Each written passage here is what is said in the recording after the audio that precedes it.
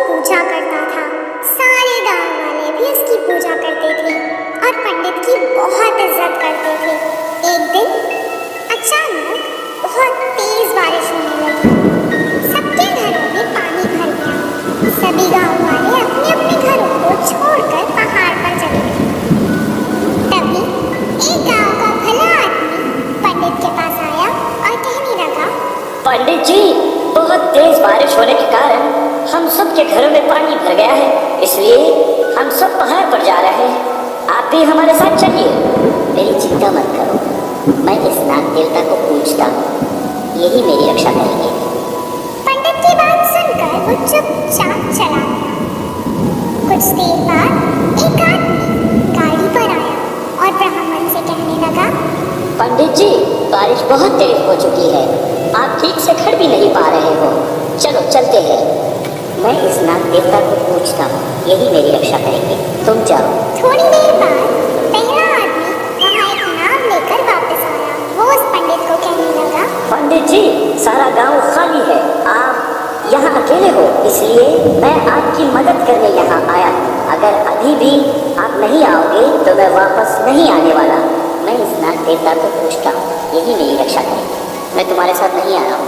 पानी तेजी से बढ़ रहा था। अब पानी उसके गले तक आ गया था। उसे बहुत सर्दी हो रही थी और वो कपकपाने लगा और डर के मारे वो पास के एक पेड़ पर चढ़ गया। बारिश रुकने का नाम ही नहीं ले रही थी। वो बहुत गुस्से में कहने लगा, ओ शक्तिशाली नाग देवता, मैंने हमेशा आपकी पूजा की है और आप पर ही हमेशा भरोसा किया है। आज भी मैंने आप पर विश्वास किया था, आप मुझे बचाने नहीं आए। तब एक देवी उसके सामने प्रकट हुई। पंडित, मैंने हमेशा तुम्हारी सहायता की है। मैं जानती थी कि तुम कष्ट में हो, इसीलिए मैंने तुम्हारी सहायता करने एक आदमी को भेजा था। तुमने उसके साथ जाने से मना कर दिया। मैंने फिर एक गाड़ी भेजी थी, तुमने उस पे जाने से मना कर दिया। मैंने फिर एक नाव भी भेजी थी, तुमने उसमें जाने से मना कर दिया। मैंने तुम्हारी मदद करनी चाहिए। अब अगर तुमने मुझे नहीं पहचाना और यहीं पर बैठे रहे तो मेरी क्या गलती है? इतना कहकर वो गुस्से में वापस गायब हो गई। वो पछतावा करने लगा। कुछ देर बाद वो नाव वाला फिर से वापस आया। पंडित जी, आइए, मेरे साथ मेरी गाड़ी पर बैठ जाइए। बारिश बहुत तेज हो चुकी है, हम जल्दी से पहाड़ पर चढ़ जाते हैं। ये सुनकर पंडित अपनी जान बचा के उस आदमी की नाव में बैठकर उसके साथ चला गया। इस कहानी से हमें ये शिक्षा मिलती है कि अंधविश्वास जान को खतरा बन सकता है। शेर का भोलापन और खरगोश की होशियारी। एक जंगल में एक शेर रहा करता था। वो हर रोज एक जानवर का शिकार करता और उसे खा जाता था। उससे सभी जानवरों को बहुत डर लगता था। एक दिन सब जानवरों ने एक सभा बुलाई और शेर के इस अत्याचार से बचने के उपाय सोचने लगे। तभी एक बंदर ने सुझाव दिया, दोस्तों, हम में से रोज एक जानवर उस शेर का शिकार होते जा रहा है। कब किसकी जान को खतरा है पता ही नहीं। कोई चैन से इस जंगल में जी ही नहीं सकता। तभी लोमड़ी ने कहा, हाँ, तुम बिल्कुल सही कह रहे हो। मुझे भी कुछ समझ नहीं आ रहा है कि इस समस्या से कैसे बाहर निकले। बंदर ने कहा, दोस्तों, सब मिलकर एक उपाय सोचते हैं। हाँ, ठीक है। उन लोगों ने एक उपाय सोचा और तुरंत लोमड़ी को शेर के पास संदेश देकर भेज दिया। सब जानवर उसे दूर से देख रहे थे। लोमड़ी ने संदेश शेर तक पहुंचा दिया। शेर तुरंत सभी जानवरों से मिलने आ गया। शेर जोर जोर से दहाड़ने लगा। सभी जानवर डरकर इधर उधर भागने लगे। वहीं कुछ जानवर जो बहुत हिम्मत वाले थे रुक गए। हाँ बोलो, मुझे क्यों बुलाया?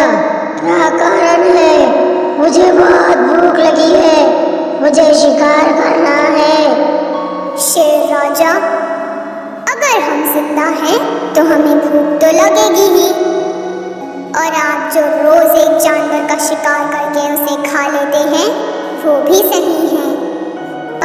आजकल आप जरूरत से ज्यादा ही शिकार कर रहे हैं। ये बात तो गलत है ना? आज से आपको शिकार करने की जरूरत नहीं है। हम एक एक करके खुद आपकी गुफा में आके आपका आहार बन जाएंगे। इससे आप अपनी भूख भी मिटा सकते हैं और हमें रोज रोज से डर से भी छुटकारा मिल जाएगा। जंगल के सभी जानवर इस बात से सहमत थे। उसे अब घर बैठे बैठे बिना कुछ काम किए शिकार मिल गया था।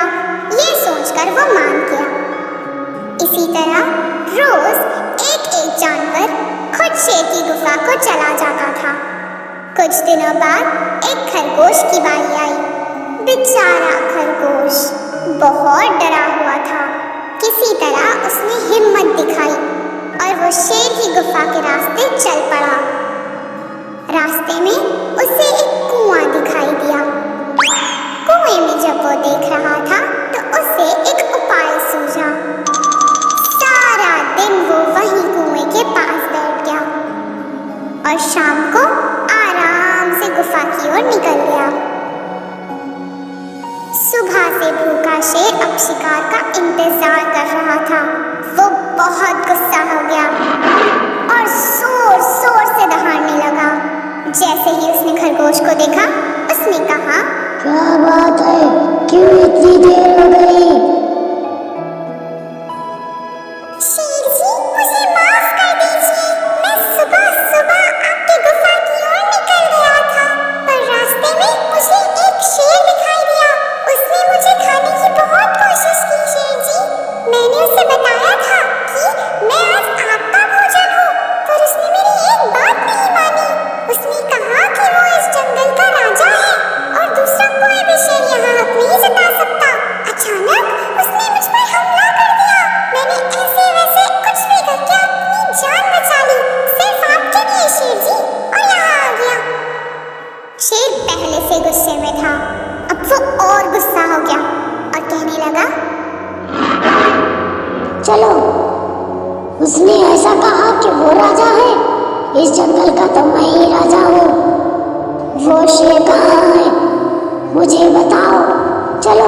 खरगोश ने अपनी चतुराई से शेर को अपनी बातों में फंसा लिया और तुरंत उस कुएं के पास लेकर आ गया और कहने लगा कि दूसरा शेर इस कुएं के अंदर है। जैसे ही शेर ने कुएं में झांका, उसने पानी में अपनी छड़ी देखी और समझने लगा कि कुएं में तो दूसरा शेर है। वो जोर से दहाड़ने लगा। कुएं में उसकी आवाज गूंजने लगी और उसे लगा कि दूसरा शेर भी उस पर दहाड़ रहा है। उस दूसरे शेर से लड़कर उसे जान से मार देना चाहता था, इसलिए वो कुएं में कूद गया। कुएं के पानी से वो बाहर नहीं आ पाया और वहीं मर गया। खरगोश ने बड़ी होशियारी से अपने और बाकी सभी जानवरों की जान बचा ली। जब वो वापस आया और सभी जानवरों को इसके बारे में सुनाने लगा, तो सब जानवर उसकी वाहवाही करने लगे और बहुत खुश हुए। उस दिन से जंगल के सभी जानवर खुशहाल जिंदगी बिताने लगे। इस कहानी से हमें ये शिक्षा मिलती है कि बल से जो हासिल नहीं हो सकता, वो अकल से हासिल हो सकता है। मुर्गी के आवाज से शेर का डर। एक घने जंगल में एक शेर रहता था। वो बहुत ताकतवर था। उसे देखकर हर एक जानवर बहुत डरते थे। उसके आगे किसी को भी एक शब्द भी नहीं निकलता था।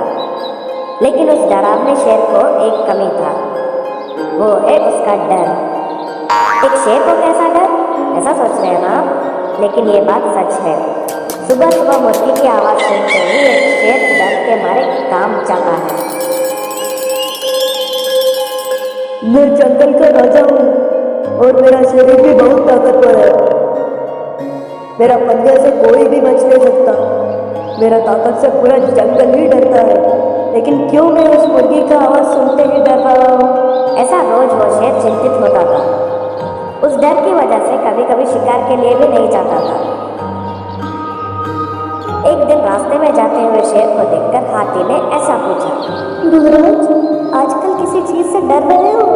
उस डर की वजह से कभी कभी गुफा के बाहर भी नहीं आ रहे हो। आपके चेहरे के ऊपर आत्मविश्वास ही नहीं दिख रहा। क्या हुआ?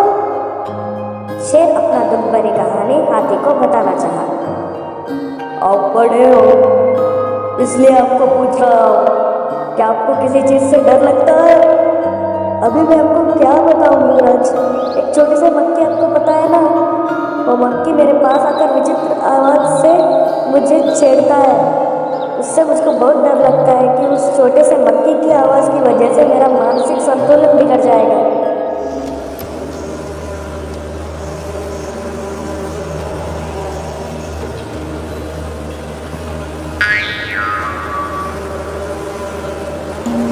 इसलिए मैं हर वक्त अपने खान को हिलाता रहता हूँ, उससे कोई भी मच्छर या मक्खी मेरे पास नहीं आ सकता और अगर आने से भी मेरे खानों के अंदर नहीं जा सकता। ऐसा उस हाथी ने अपना पूरा कहानी शेर को बताया। हाथी की इस बात सुनकर शेर ने समझ गया कि कोई भी जानवर चाहे कितनी भी बड़ा हो, लेकिन वो किसी न किसी छोटे से चीज से जरूर डरता है और उसने सीखा कि उनसे चिंतित नहीं होना चाहिए। उस दिन से मुर्गी का आवाज सुनते ही शेर के चेहरे पर मुस्कान आता था और अच्छे से हंसता था। इस कहानी का नीति यह है कि अपने कमियों को भूलकर आगे बढ़ने से ही कामयाबी को हासिल कर सकते हैं।